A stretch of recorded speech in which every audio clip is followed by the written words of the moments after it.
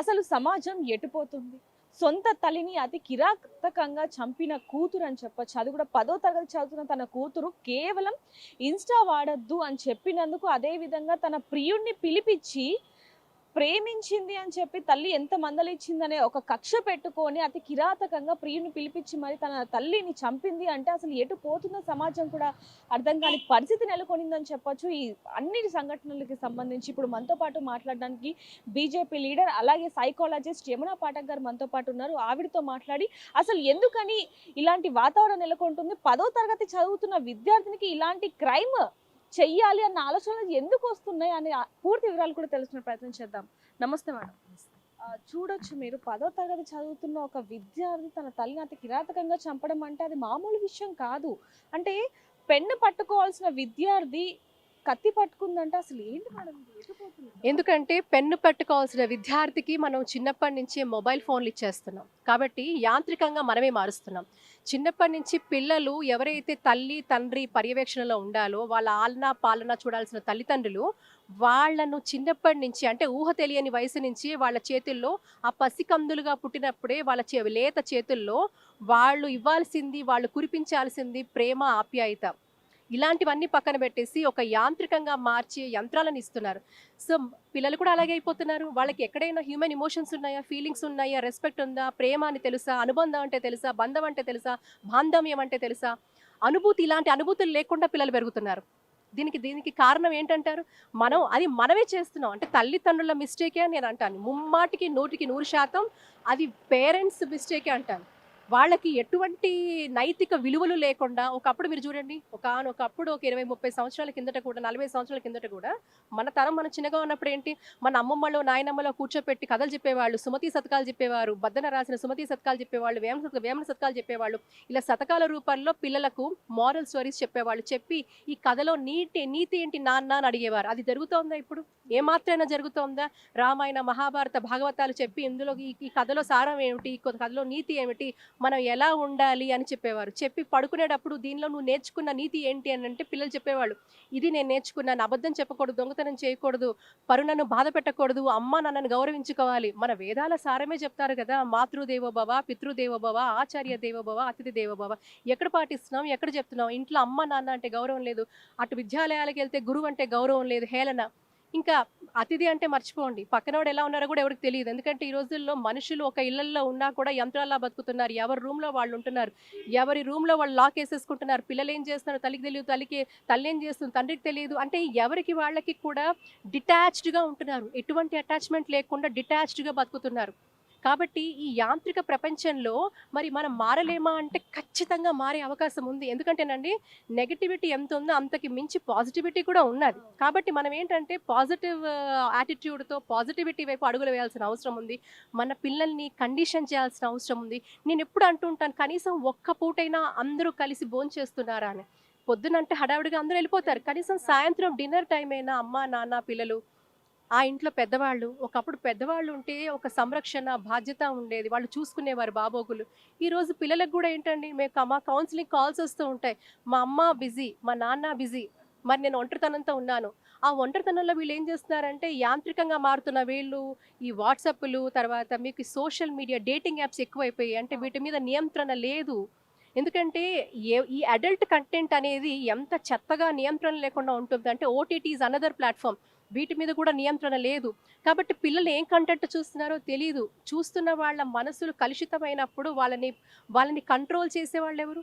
Main ఇదంతా కూడా start అయిందంతా కూడా ఆన్లైన్ క్లాసెస్ ద్వారా అని చెప్పొచ్చు మేడం. ఎందుకంటే కోవిడ్ టైంలో మనం చూడొచ్చు, పిల్లలకి ఆన్లైన్ క్లాసుల కోసం మొబైల్ ఫోన్స్, ట్యాబ్స్, ల్యాప్టాప్స్ అన్నీ కూడా కొనియడం జరిగింది. కానీ అది అక్కడి వరకే ఆగిపోవడం అని జరగలేదు. అది ఇక్కడి దాకా దారి చేసిందంటే క్రైమ్ చేయటం, ఎలా చేయాలి, అసలు ఏం చేయాలి, ఏం చేస్తే తప్పించుకోకుండా ఉండొచ్చు అనేది ఇంత వీళ్ళు ఇంత క్రూరంగా మారిపోతున్నారు చూసారా? అంటే వీళ్ళకి ఎక్కడెక్కడ పాపభీతి లేకుండా అయిపోయింది. అసలు మోరల్ పాలిసింగ్ లేదు. మననెవరో చూస్తున్నారు, మననెవరో చెక్ చేస్తారు, భయం అనేది కూడా లేకుండా అయిపోయింది. వాళ్ళకి ఎందుకంటే ఎక్స్‌పోజర్, ఆ కంటెంట్ ఏదైతే ఉందో మీరు చూడండి, చాలా వరకు కూడా సైకలాజికల్‌గా మేము చెప్పేదేంటంటే, మీరు వినేదానికంటే చూసేదానికి ఎక్కువ ప్రేరణ కలుగుతుంది. ఆ చూసే కంటెంట్ ఎలా ఉందంటే వాయిలెంట్ కంటెంట్ ఉంది.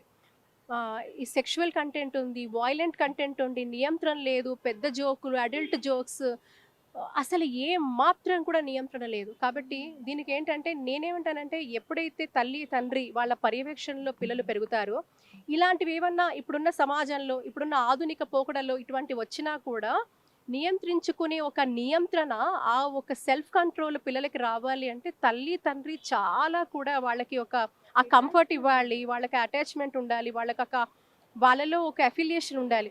ఇవన్నీ ఉంటే తప్పకుండా ఆ పిల్లలు తప్పు చేసే అవకాశం చాలా తగ్గిపోతుంది. అండ్ విద్యాలయాల్లో కూడా ఒకప్పుడు ఎథికల్ క్లాసెస్ ఉండేవి, మోరల్ క్లాసెస్ ఉండేవి. ఇప్పుడు ఎక్కడ చెప్తున్నారండి? ఏ విద్యాలయాల్లో చెప్తున్నారు? యంత్రాల్లా మార్చేస్తున్నారు. నీకు ఎంతసేపు ర్యాంకులు ర్యాంకులు రావాలి కానీ జీవితం అనే రేస్లో నువ్వు ఎప్పుడు బాగుపడతావు, జీవితం అనే రేస్లో నువ్వు రావాలంటే నువ్వు ఎంతటి ఉన్నతమైన వ్యక్తిత్వం ఉన్న వికాసం ఉన్న వ్యక్తిగా నువ్వు ఎలా మెలగాలి అని చెప్తున్నారా? ఉన్నతమైన వ్యక్తిగా నువ్వు ఎలా ఎదగాలని చెప్తున్నారా? ఏమైనా కష్టం వస్తే అసలు ఎలా దాన్ని రిసీవ్ చేసుకోవాలి, ఎలా ఎదుర్కోవాలి, ఇవేమి కూడా చెప్పని పరిస్థితి కనిపిస్తుంది. గృహ ఆలయం, గృహము ఒక ఆలయము. గృహం ఆలయం అన్నానంటే ఆ గృహంలో ఉన్న తల్లి, తండ్రి ముందు ముందు ముందు ఆది గురువులు వాళ్ళే, తల్లి తండ్రియే. కాబట్టి నేను అంటూ ఉంటాను, తల్లి చేతిలో ఎంతో ఉంటుందండి, తల్లి మొదటి గురువు. సో ఆ మాతృశక్తి తలుచుకుంటే, ఒక జీజాబాయి తలుచుకుంటే ఒక శివాజీ మహారాజ్ని ఎంత అద్భుతంగా అద్వితీయంగా దేశానికి ఒక వీరుణ్ణిచ్చింది. అలాగే ఈ భారతావనిలో మీరు చెప్పండి పిల్లలకి, ఎంతోమంది భారత స్త్రీలు, ఎంతోమంది భారత దేశంలో ఉన్న పురుషులు ఒక వీరులు, ఎంతోమంది వీరమణులు గాథలు ఉన్నాయి మన దగ్గర. ఇవన్నీ చెప్పాలి, మోటివేట్ చేయాలి, talk positive stories to this people. ఇక్కడ చాలా బాధాకరమైన విషయం ఏంటి అంటే చాకలి ఐలమ్మ మనందరికీ కూడా తెలిసిన వ్యక్తి అని చెప్పొచ్చు ఆవిడ. అలాంటి అవును, అలాంటిది వాళ్ళ కుటుంబ సభ్యులు అంటే ముని మనవరాలు ఇలాంటి పరిస్థితి వాళ్ళ కుటుంబంలో రావడం అనేది చాలా బాధాకరం అని చెప్పాలి. అంటే వేరే వేరే వాళ్ళ లైఫ్ స్టైల్ని మనం తీసుకునే దానికంటే మన అమ్మమ్మలు, ముత్తమ్మమ్మలు చేసినవి అవి మనం ఇన్స్పిరేషన్గా తీసుకోవడం అనేది చాలా అది ఒక లెవెల్లో ఉంటుంది. అలాంటిది వాళ్ళ కుటుంబ సభ్యులు వాళ్ళ ముని మనవరాలు ఈ విధంగా చేయడం అనేది ఇంకా బాధాకరం అని చెప్పొచ్చు. చాకల ఐలమ్మ గారు అంటే మనకందరూ స్ఫూర్తి. ఆవిడ నిజంగా ఒక ఉద్యమకారిని, ఒక ఇన్స్పిరేషనల్ ఉమెన్ అంటే మనం చెప్పుకోవచ్చు. ఈ రోజు కూడా ఆవిడ చేసిన ఆ పోరాటము, ఆ ఉద్యమ స్ఫూర్తి ఏ తెలంగాణ బిడ్డ కూడా మర్చిపోలేని పరిస్థితి. అలాంటి నేపథ్యంలో ఆ కుటుంబంలో ఇటువంటి సంఘటన జరగడం నిజంగా చాలా చాలా దురదృష్టకరం. కాబట్టి ఇక్కడ ఏమంటున్నానంటే చూడండి, విధి ఎంత బలమైనదంటే ఎవరిని కూడా వదిలిపెట్టదు అనిపిస్తుంది. కాబట్టి ఇది ఒక పెద్ద నిదర్శనం. ఇలాంటి జరగడం కూడా మనకి ఒక ఐ ఓపెనర్ లాగా మనం ఇప్పటికైనా అప్రమత్తం కావాలి. కాబట్టి నేను ఈరోజు యావత్ ప్రజానికానికి నేను ఇది చేతులెత్తి విజ్ఞప్తి చేస్తూ ఉన్నాను. దయచేసి మీ పిల్లలను పుట్టించడమే కాదండి, వాళ్ళ పెరుగుదలలో, వాళ్ళ ఆలనలో, వాళ్ళ పాలనలో మనం ఉండాలి. అమ్మ ఉండాలి, నాన్న ఉండాలి. అమ్మ ప్రేమ ఉండాలి, నాన్న పాలన ఉండాలి, నాన్న ఆలన ఉండాలి. వీళ్ళిద్దరి ప్రేమ ఉండాలి, వాళ్ళకి ఆ కంఫర్ట్ ఇవ్వాలి. కాబట్టి అలాగా పిల్లలతో మ్యాక్సిమం టైం గడుపుతూ, వాళ్ళతో ఉంటూ, వాళ్ళతో కలిసి ఏదో ఒక యాక్టివిటీ చేస్తూ, పొద్దున్న ఒక యాక్టివిటీ, ఏదో వాకింగ్ చేయొచ్చు, ఏదైనా కలిసి ఏదైనా ఒక చిన్న ఇండోర్ గేమ్, అవుట్డోర్ గేమ్ ఆడొచ్చు, వాళ్ళతో మాట్లాడొచ్చు మనసు విప్పి. సో వాళ్ళతో ఫ్రెండ్లీగా ఉంటూ, వాళ్ళని మోరల్ పోలీసింగ్ చేస్తూ, వాళ్ళకి గైడ్ చేస్తూ. మర్చిపోకండి, మీ పిల్లలు మీ సొత్తు, వాళ్ళు మీ సొత్తు. కాబట్టి మీరు వాళ్ళని కాపాడుకునే ప్రథమ బాధ్యత మీదే. కాబట్టి రేపొద్దున పిల్లలు ఎలా తయారవుతున్నారనే దాన్ని బట్టి మీ మీద ఆధారపడి ఉంది. కాబట్టి యాంత్రికంగా పెరగడమే కాదు, నేనేమంటానంటే సెల్ఫ్ సాటిస్ఫాక్షన్తో మీరు ఉండండి, మీ పిల్లల్ని కూడా పెంచండి. మనకు ఉన్న దాంట్లో ఉన్నట్టు ఎంత ఉందో సంతృప్తిగా బతకాలి. ఎందుకంటే ఈరోజు డిమాండింగ్ ఎక్కువైపోయింది, నాకు ఇది కావాలి, అది కావాలి, అది కావాలని కంపారిజన్ ఎక్కువైపోయింది. ఎందుకంటే పేరెంట్స్ కంపేర్ చేస్తున్నారు, వాళ్ళలాగా నువ్వు ఉండు అంటే నువ్వు కూడా వాళ్ళలాగా కొనివ్వు, అప్పుడు మేము చేస్తాం అంటున్నారు. సో వీళ్ళు కంపేర్ చేస్తున్నారు, వాళ్ళు కంపేర్ చేస్తున్నారు. సో ఇటువంటివన్నీ కూడా, ఈ పోటీతత్వం అని ఇలా ఉండకూడదండి. పోటీతత్వం చాలా హెల్దీగా ఉండాలి, మనము ఉన్నత స్థాయికి ఎదిగే విధంగా ఉండాలి. కాబట్టి పేరెంట్స్ కూడా చాలా తగినట్టుగా రీజనబుల్గా పిల్లలతో ఉండాలి, పిల్లల్ని గ్రూమ్ చేయాలి, పిల్లలతో ప్రేమగా ఉండాలి, వాళ్ళకి నచ్చ చెప్పాలి, వాళ్ళని ఇన్స్పైర్ చేయాలి.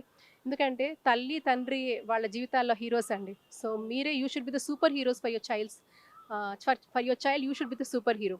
సో అలా ఉండాలి. అలాగే ఇది ఒక గృహ ఆలయం నుంచి స్టార్ట్ అవ్వాలి, తర్వాత విద్యాలయం వరకు వెళ్ళినప్పుడు విద్యాలయంలో గురువు కూడా కేవలం పాఠ్యపుస్తకాలే కాకుండా జీవితంలో పనికొచ్చే పాఠాలు కూడా చెప్పండి. నాకు తెలిసి ఎంతోమంది మహానుభావులు, నేను వాళ్ళతో ఇంతకుముందు మాట్లాడినప్పుడు వాళ్ళు చెప్పేవాళ్ళు, ఒక గంట క్లాస్ ఉంటేట అరగంట పుస్తకంలో పాఠం చెప్పేవారట, ఇంకొక అరగంటలో మనిషిగా బతకడానికి ఆ జీవిత పాఠం చెప్పేవారట. కాబట్టి పాఠాలు దయచేసి గురువులందరూ కూడా గురు విష్ణు, గురుదేవో గురు సాక్షాత్ పరబ్రహ్మ మళ్ళీ రిపీట్ చేస్తాను, గురుదేవో గురు విష్ణు గురుదేవో మహేశ్వర గురు సాక్షాత్ పరబ్రహ్మ తస్మై శ్రీ గురువే నమః అన్నారు. అంటే గురువే అన్ని అన్నారు. ఆయనే విష్ణు, ఆయనే బ్రహ్మ, ఆయనే మహేశ్వరుడు అన్నారు. కాబట్టి ఆ గురువుకు అంత ఉన్నతమైన స్థానం ఉంది. కాబట్టి దయచేసి గురువులందరూ కూడా పాఠ్య పుస్తకాలతో పాటు జీవితం అనే పాఠంలో ముందుకు ఎలా వెళ్ళాలి, ఉన్నతమైన మనిషిగా ఎలా ఎదగాలి అని మీరందరూ వాళ్ళని ఉత్తీర్ణులుగా మీరు వాళ్ళని తీర్చిదిద్దుతారని ఆశిస్తూ, అలా చేసిన ప్రతి వ్యక్తి, ప్రతి పిల్లవాడు, ప్రతి అమ్మాయి కూడా ఈ దేశ కన్నా ముద్దు బిడ్డలుగా వాళ్ళు తప్పకుండా ఉంటారనేదే నా నా ఆలోచన. అయితే ఇక్కడ మేడం ముఖ్యంగా చూసుకుంటే 10th క్లాస్‌లోని ప్రేమ. అంటే ఇక్కడ ఈ స్టోరీలో జరిగింది ఏంటంటే తను ఒక వారం క్రితం ఈ అబ్బాయితో వెళ్ళిపోయిన తర్వాత మళ్ళీ ఇంటికొచ్చిన తర్వాత మరి ఆ ఆలోచన ఎందుకొచ్చిందసలు?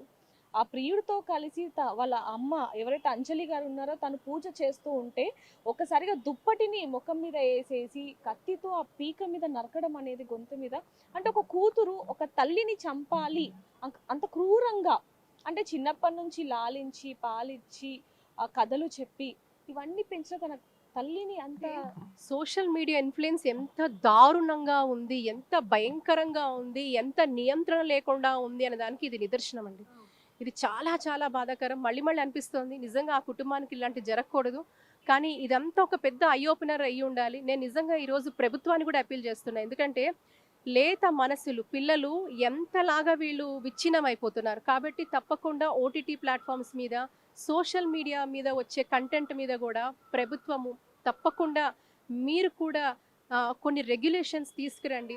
స్టేట్ పరిధిలో కూడా కొన్ని రెగ్యులేషన్స్ ఉంటాయి, సెంట్రల్ పరిధిలో కొన్ని రెగ్యులేషన్స్ ఉంటాయి.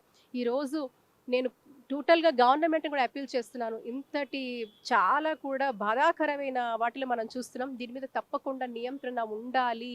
పిల్లలు చూసే కంటెంట్ పట్ల నియంత్రణ ఉండాలి. సో దీనికి ప్రభుత్వాలు కూడా పూనుకోవాలనేదే నేను ఈరోజు విజ్ఞప్తి చేస్తున్నాను. ఈ రోజు ఇలాంటి ఘటనలు చోటు చేసుకోవడానికి గల కారణం కూడా సోషల్ మీడియా అనేది మనకు బాగా తెలుస్తుంది. ఇన్స్టా, ఫేస్బుక్ ఇవి ఏవైతే యూజ్ చేస్తున్నారో వాటి కారణంగా ఇలాంటి అఘాయిత్యాలు ఎక్కువ అవుతున్నాయి అనేది కూడా మనకు తెలుస్తుందని చెప్పొచ్చు. అలాగే నియంత్రణ అనేది ముఖ్యంగా ఉండాలి. ఎందుకంటే చిన్నపిల్లల్లో ఈరోజు ప్రతి ఒక్కరికి కూడా ఫోన్ ఎలా ఆపరేట్ చేయాలి, ఎలా మెయింటైన్ చేయాలనే పిల్లలు కూడా బాగా నేర్చుకోవడం జరిగింది. కాబట్టి పిల్లలకి ఖచ్చితంగా నియంత్రణ ఉండాలి. ముఖ్యంగా తల్లిదండ్రులు పిల్లలకి ఫోన్ ఇవ్వకపోవడమే అతి ముఖ్యమైనది అనేది కూడా ఇక్కడ తెలుస్తుందని చెప్పొచ్చు. మరిన్ని వివరాల కోసం చూస్తూనే ఉండండి బిగ్ టీవీ.